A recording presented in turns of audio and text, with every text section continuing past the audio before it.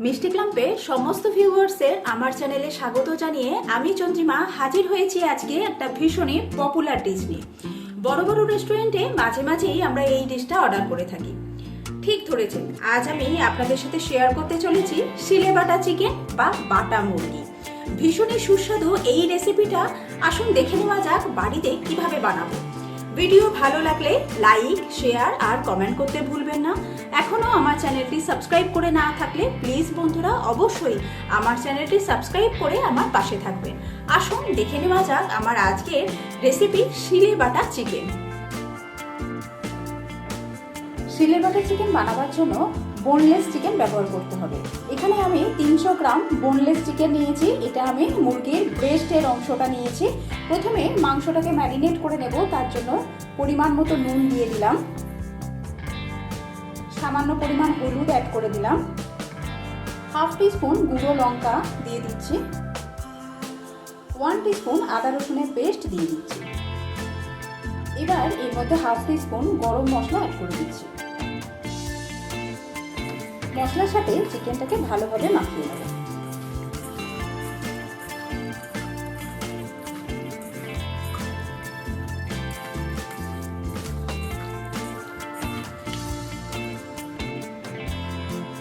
মাংসের গায়ে মশলা খুব ভালোভাবে মাখানো হয়ে গেলে এটাকে আমি চাপা দিয়ে এইভাবে 8 ঘন্টার জন্য রেখে দেব। 8 ঘন্টা পরে প্রথমে আমি কড়ার মধ্যে 4টে গোটা শুকনো লঙ্কাকে ভেজে নেব।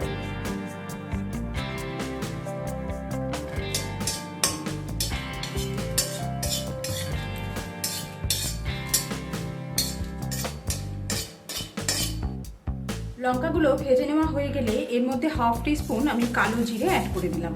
এবার কালো জিরেটাকেও আমি এই শুকনো লঙ্কার সাথে সামান্য একটু সময় নিয়ে নাড়াচাড়া করে নেব।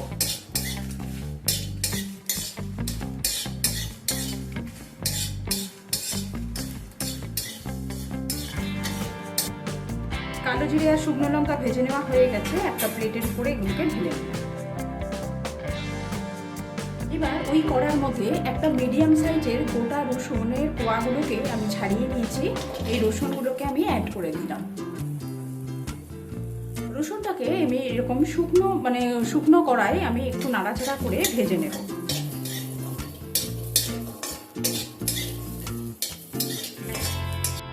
রসুনের গায়ে যখন অল্প পোড়া পোড়া দাগ ধরতে শুরু করবে সেই সময় এখানে আমি 4টে গোটা কাঁচা লঙ্কা আমি অ্যাড করে দিলাম। এবার কাঁচা লঙ্কা আর রসুন দুটোকেই আমি এইভাবে একটুখানি ভাজা করে নেব।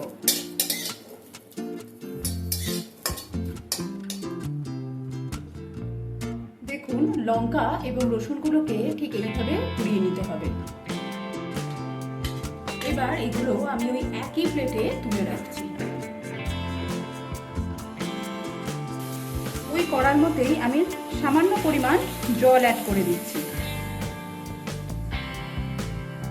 প্রায় হাফ কাপের মতো জল এখানে দিয়েছি।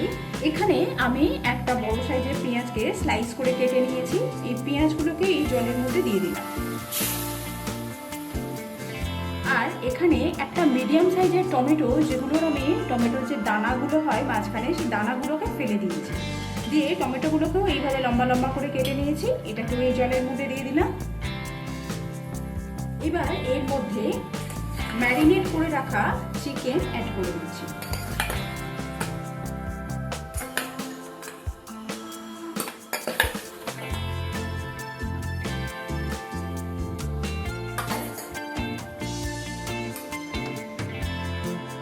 এখানে আমি অল্প জল দেবার কথা এই জন্যই বলেছি যাতে চিকেনটা সেদ্ধ হওয়ার সাথে সাথে জলটাও কিন্তু একদম যাতে শুকিয়ে যায়।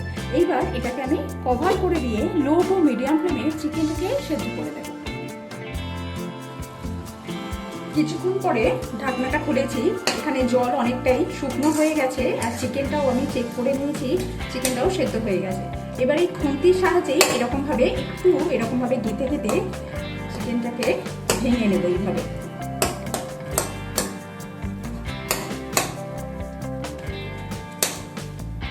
এতে আমাদের বাড়তে সুবিধা হবে, তাই এইভাবে এগুলোকে ভেঙে নিচ্ছি। আপনারা চাইলে হাতের সাহায্যেও করতে পারেন।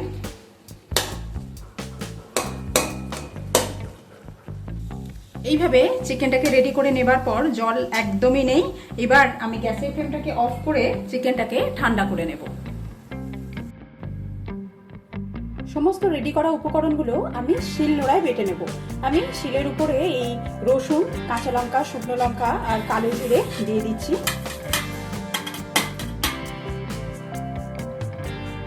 এতে আমি সামান্য পরিমাণ নুন অ্যাড করে দিচ্ছি। চিকেনটা ম্যারিনেট করার সময় পরিমাণ মতো নুন দেওয়া ছিল, বাকি যে নুনটুকু লাগতো সেটা আমি এই সময় অ্যাড করে দিলাম। প্রথমে এগুলোকে বেটে নিচ্ছি।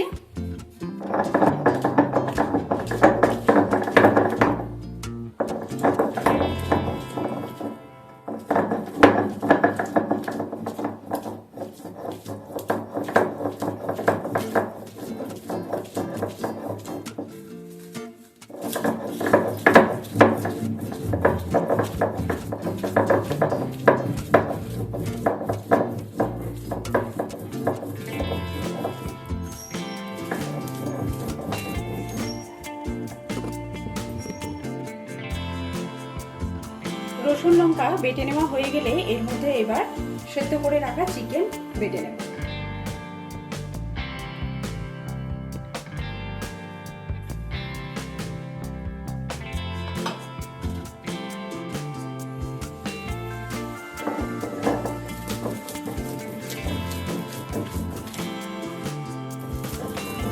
আপনারা এই কাজটা মিক্সিতেও করে নিতে পারেন, তবে শিলে বাটলে এর স্বাদের কিন্তু একটু তফাৎ হয়।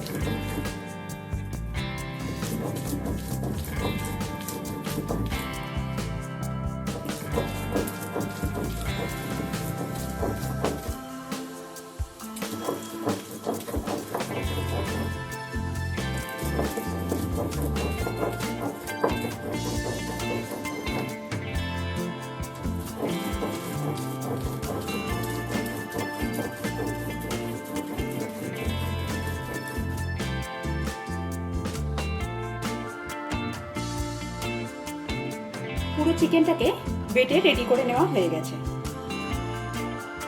এবার কড়ার মধ্যে আমি সর্ষের তেল দিয়ে দিচ্ছি।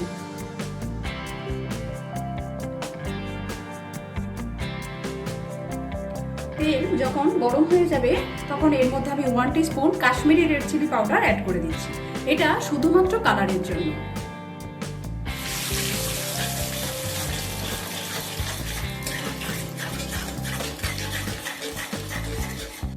এবার এর মধ্যে বেটে রাখা চিকেন দিয়ে দিলাম। চিকেনটাকে এবার এর সাথে ভালোভাবে একটুখানি কষিয়ে নেব।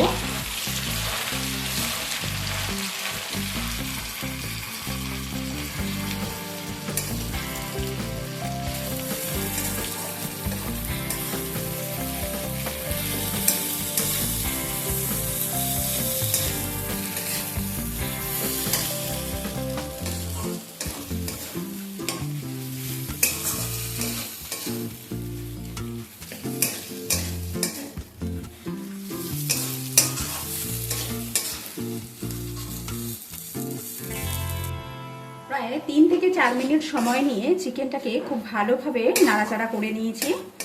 এবার নামাবার আগে উপর থেকে ছড়িয়ে দিচ্ছি বেশ অনেকটা পরিমাণ ধনেপাতা কুচি।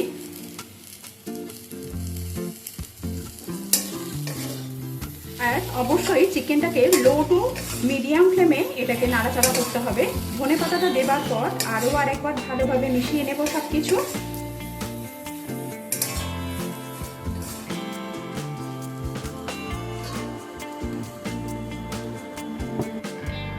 ধনেপাতা দেবার পর ভালোভাবে মিশিয়ে নিয়েছি। এবার আমি গ্যাসের ফ্লেমটা অফ করে দিলাম। তৈরি হয়ে গেছে আমার আজকের রেসিপি শিলে বাটা চিকেন।